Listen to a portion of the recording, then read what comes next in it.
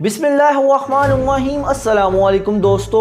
امریکی صدر Joe Biden کے اقتدار میں آنے کے بعد ایک بار پھر سے ایران نے امریکہ کو کھلے عام دھمکی دے ڈالی ہے۔ منگل کی صبح ایک تبصرے کے دوران ایرانی انٹیلیجنس کے سربراہ محمود علوی نے امریکہ کو دھمکی آمیز پیغام دیتے ہوئے کہا کہ ایران دوبارہ سے جوہری ہتھیاروں کے استعمال کا آغاز کر سکتا ہے اگر امریکہ نے ایران کو بین الاقوامی سطح پر تنہا کرنے کی کوشش کی۔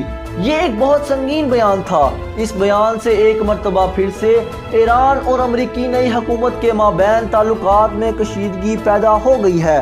محمود علوی کا مزید کہنا تھا کہ اگر تہران پر عائد پابندیاں یوں ہی قائم رہیں اور ایرانی معیشت کو دوبارہ سے نقصان پہنچانے کی کوشش کی گئی تو ایران جوہری ہتھیاروں کے استعمال سے بالکل بھی دریغ نہیں کرے گا۔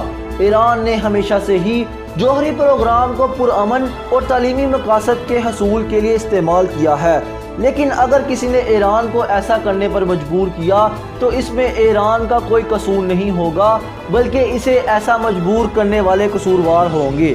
اس بیان میں واضح طور پر دیکھا جا سکتا ہے کہ محمود علوی امریکہ کی طرف اشارہ کرتے ہوئے دھمکی آمیز الفاظ کا استعمال کر رہے ہیں۔ اس تبصرے سے مشرق وسطیٰ کی صورتحال ایک مرتبہ پھر سے سنگین تر ہو گئی ہے۔ لیکن کیا امریکہ اس بیان کے بعد ایران کے ساتھ جوہری ڈیل کرنے پر رضامند ہو جائے گا؟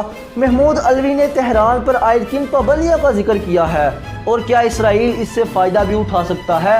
یہ سب اور بہت کچھ ہم آپ کو اپنی اس قسط میں دکھائیں گے، لیکن اگر آپ نے ہمارا چینل سبسکرائب نہیں کیا تو ابھی سبسکرائب کر لیں اور بیل آئیکن پر بھی کلک کر لیں تاکہ ہماری ہر آنے والی ویڈیو آپ تک مکمل طور پر پہنچ سکے۔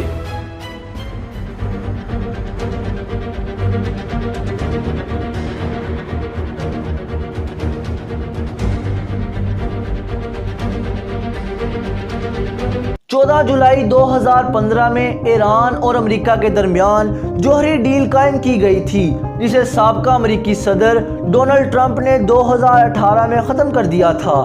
اس ڈیل کے خاتمے کے نتیجے میں امریکہ نے ایران پر بہت سی معاشی پابندیاں عائد کر دیں جس کے تحت ایران کو بدترین معاشی بحران کا سامنا کرنا پڑا۔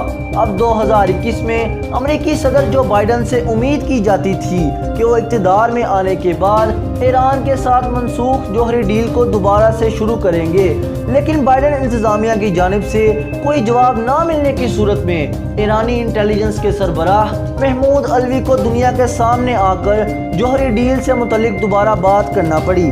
اس سب عرصے کے بعد بھی ایران کے دارالحکومت تہران پر بہت سی پابندیاں عائد ہیں جس سے ایرانی معیشت کو بہت سے معاشی مسائل کا سامنا کرنا پڑتا ہے، لیکن امریکی انتظامیہ نے اس معاملے سے متعلق ایک سخت موقف اختیار کر لیا ہے جس میں ان کا کہنا ہے کہ ایران پہلے جوہری قوانین کی پابندی کرے پھر کوئی بات کی جائے گی، کیونکہ واشنگٹن اس حوالے سے پہلا اقدام نہیں اٹھائے گا۔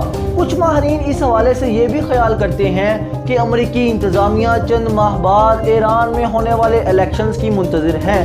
اس الیکشن کے بعد ہی ایران سے جوہری ڈیل کے حوالے سے بات کی جائے گی۔ البتہ ان دونوں صورتوں میں ہی ایران کے خلاف اسرائیل کو فائدہ حاصل ہو سکتا ہے۔